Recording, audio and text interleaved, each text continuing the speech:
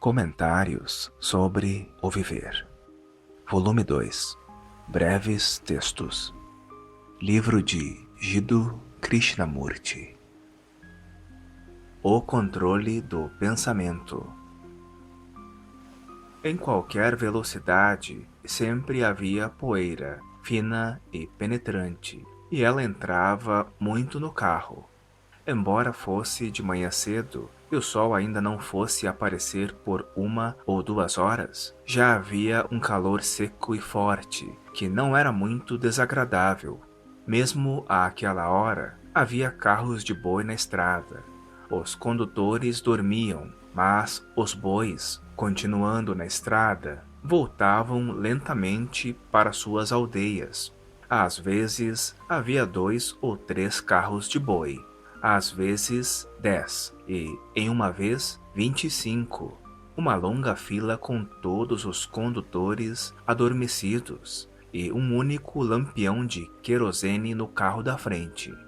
O automóvel teve de sair da estrada para ultrapassá-los, levantando montanhas de poeira, e os bois, seus sinos tocando ritmicamente, nunca se desviavam.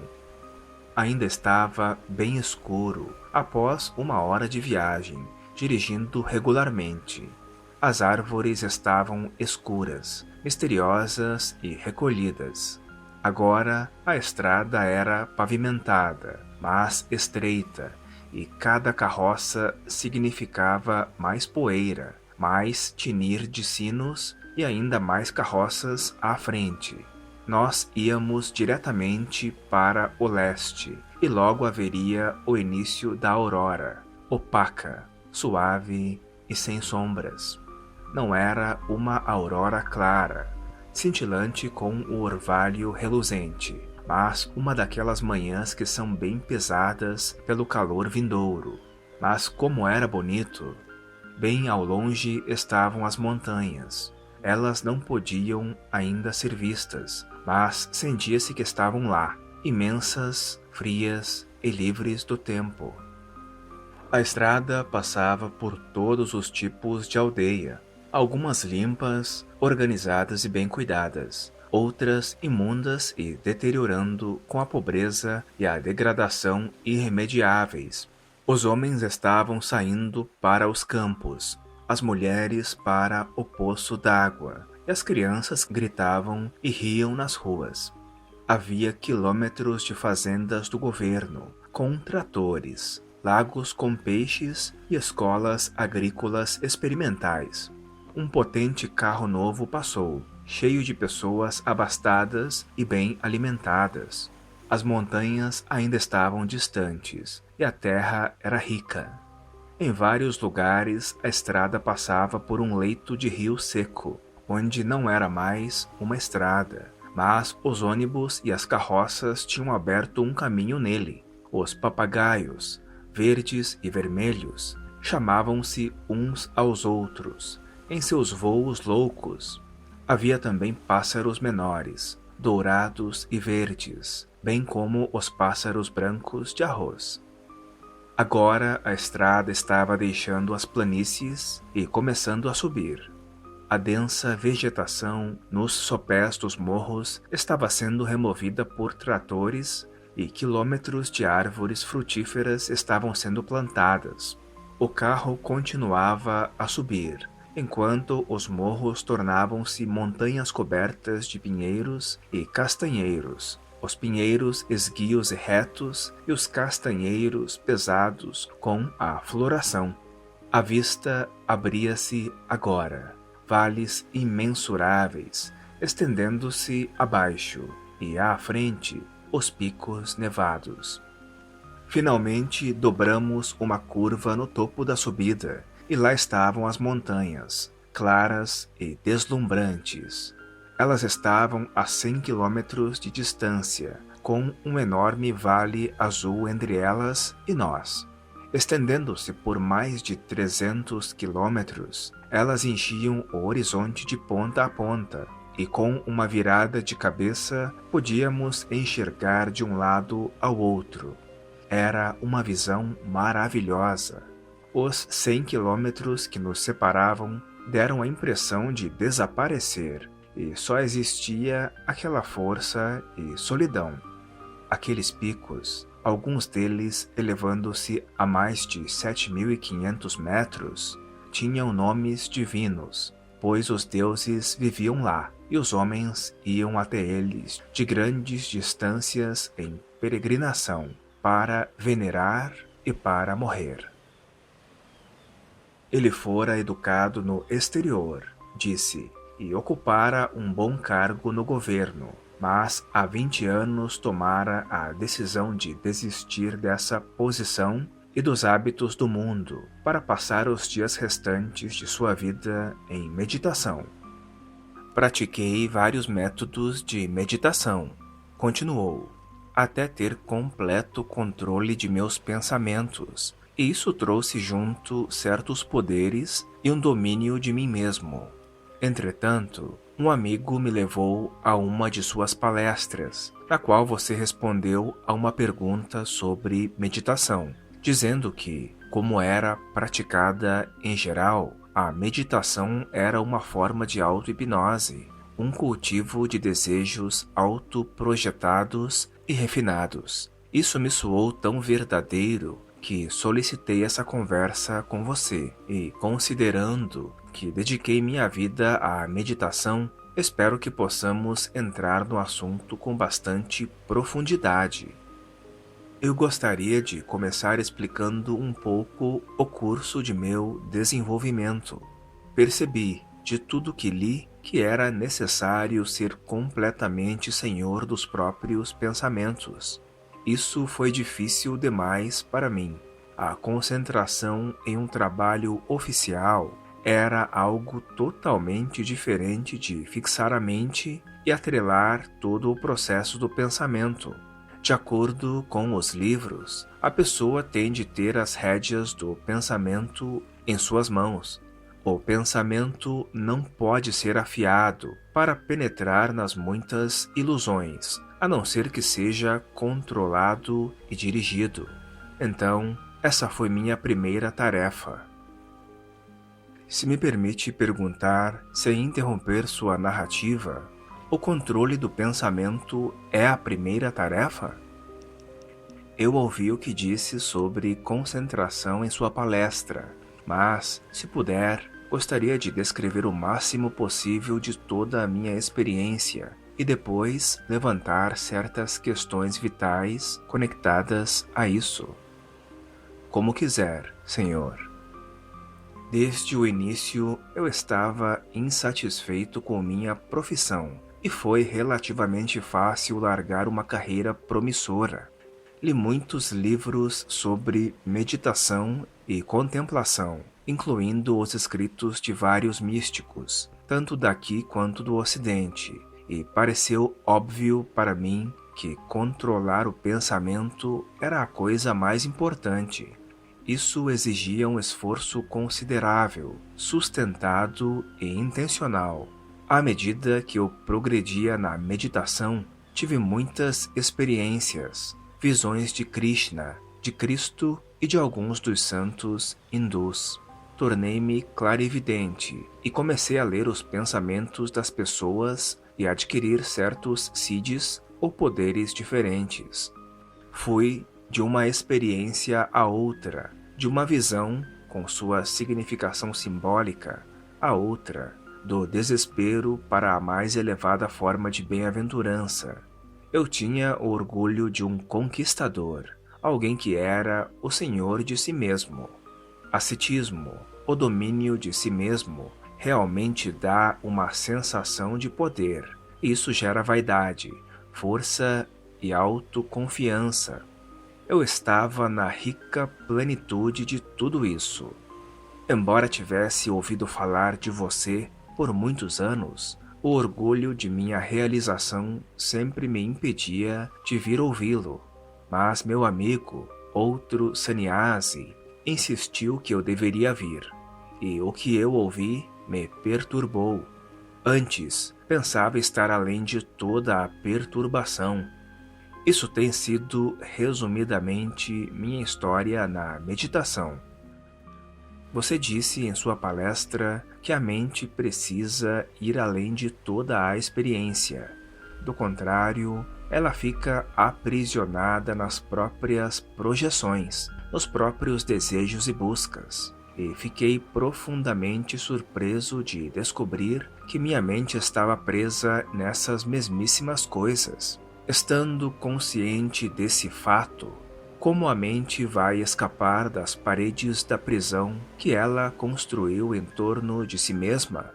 Esses mais de 20 anos foram desperdiçados? Tudo isso foi uma simples divagação na ilusão? Dentro em pouco, poderemos discutir a ação que poderá acontecer, mas vamos considerar, se quiser, o controle do pensamento. Esse controle é necessário? Ele é benéfico ou prejudicial? Vários mestres religiosos defenderam o controle do pensamento como o primeiro passo, mas eles estão certos? Quem é esse controlador? Ele não é parte daquele mesmíssimo pensamento que está tentando controlar? Ele pode pensar de si mesmo como sendo separado, diferente do pensamento, mas ele não é o resultado do pensamento? Certamente, controle sugere uma ação coerciva da vontade para subjugar, reprimir, dominar, criar resistência contra o que não é desejado. Nesse processo todo há um conflito enorme e terrível, não é? Pode resultar algum bem do conflito? A concentração na meditação é uma forma de melhoramento egocêntrico. Ela enfatiza a ação dentro dos limites do ser, do ego, do eu. Concentração é o processo de reduzir o pensamento. Uma criança está absorta em seu brinquedo. O brinquedo, a imagem, o símbolo, a palavra, detém as divagações inquietas da mente, e essa absorção é chamada de concentração. A mente é tomada pela imagem, pelo objeto, externo ou interno. A imagem ou o objeto é, então, o mais importante, e não o entendimento da mente em si. A concentração em alguma coisa é relativamente fácil. O brinquedo realmente absorve a mente, mas ele não liberta a mente para explorar, para descobrir o que está, se houver de fato algo além das próprias fronteiras. O que você diz é bem diferente do que eu li ou me ensinaram, mas parece ser verdadeiro, e estou começando a entender as implicações do controle. Mas como a mente pode se libertar sem disciplina? Repressão e conformidade não são os passos que levam à liberdade. O primeiro passo em direção à liberdade é o entendimento do cativeiro.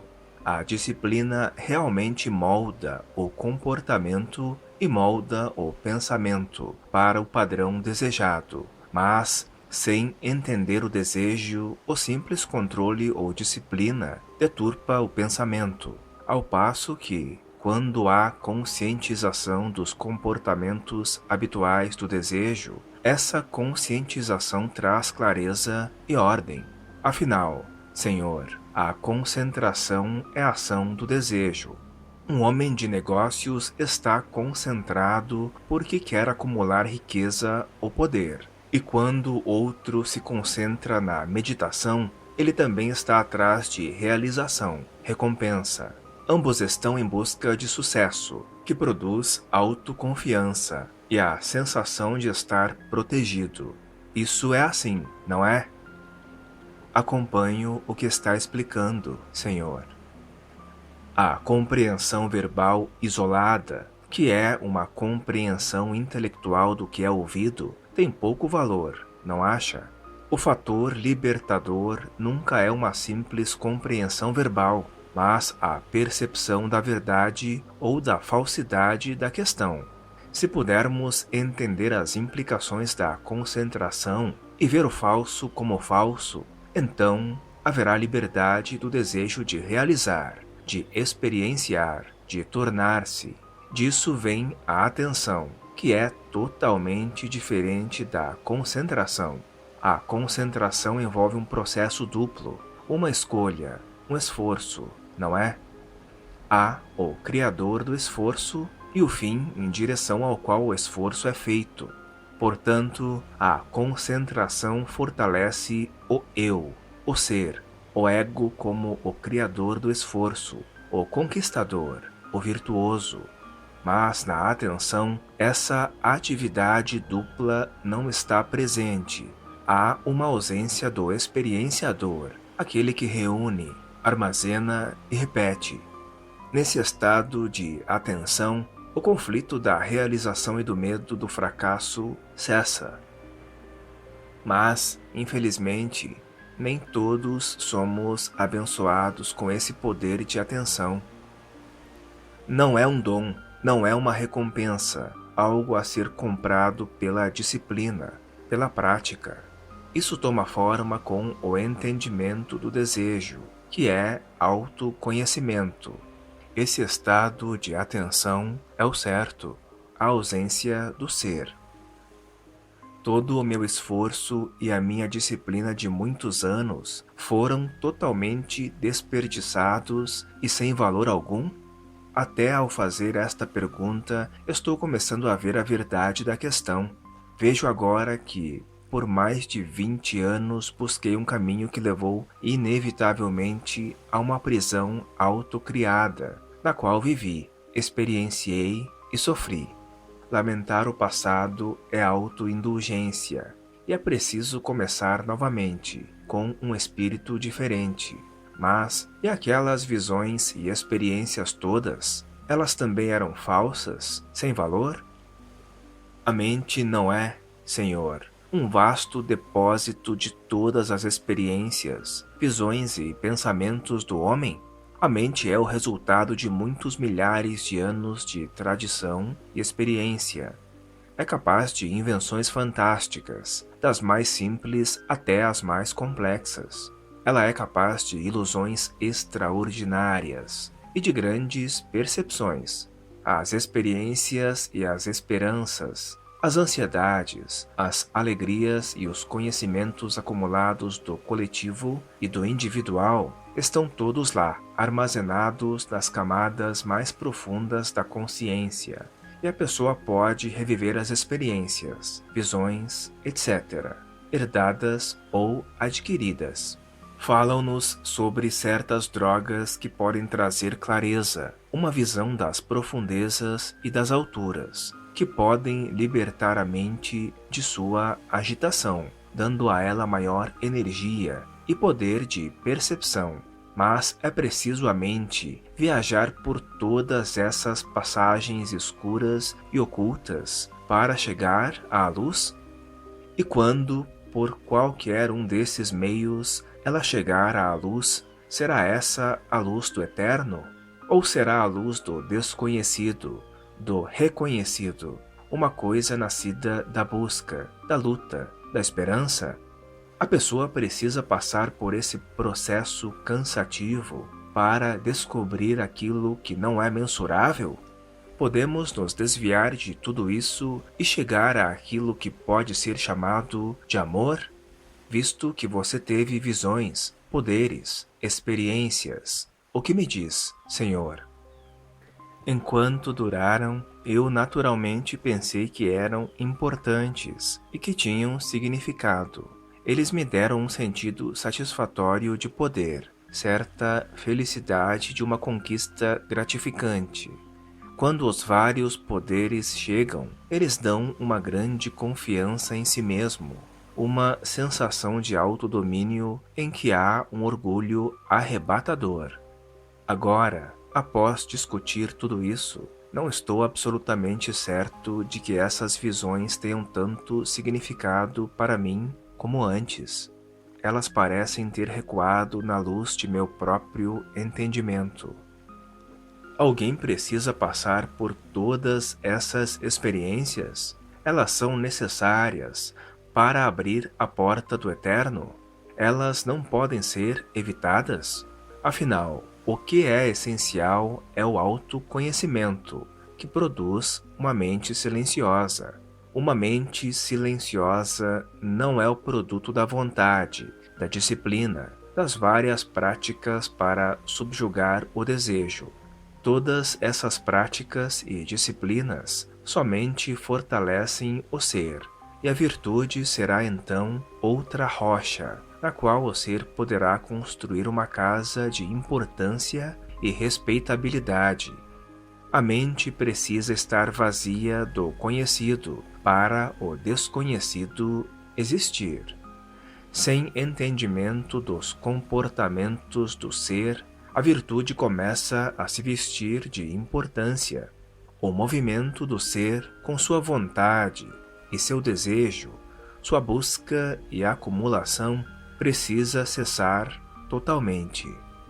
Somente aí o atemporal pode tomar forma. Ele não pode ser convidado. A mente que busca convidar o real pelas várias práticas, disciplinas, por orações e atitudes, só pode receber suas próprias projeções gratificantes, mas elas não serão o real. Percebo agora, depois desses muitos anos de ascetismo, disciplina e auto-mortificação, que minha mente está sendo mantida em uma prisão de sua própria fabricação e que as paredes dessa prisão precisam ser derrubadas. Como se pode começar a fazer isso? A própria consciência de que elas precisam cair é suficiente. Qualquer ação para derrubá-las porá em movimento o desejo de realizar, de obter, e assim dará forma ao conflito dos opostos, o experienciador e a experiência, o buscador e o buscado. Ver o falso como falso é, em si mesmo, suficiente, pois essa mesma percepção liberta a mente do falso.